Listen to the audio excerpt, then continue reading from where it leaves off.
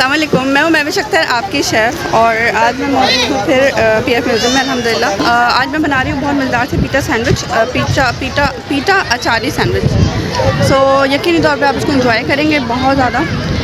और एक बहुत ही रीज़नेबल सी बहुत आसान रेसिपी है। और इसमें नया क्या है, नया ये है कि अचारी मसाले के साथ तैयार होगा और अचार का बहुत मज़ेदार सा पिकल का मज़ा देगा। तो पिकल सैंडविच इसको हम कहेंगे।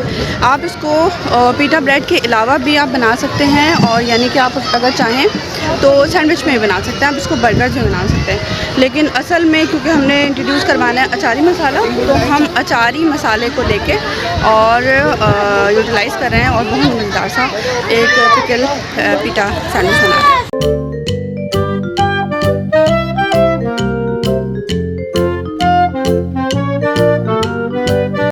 चलें स्टार्ट करते हैं।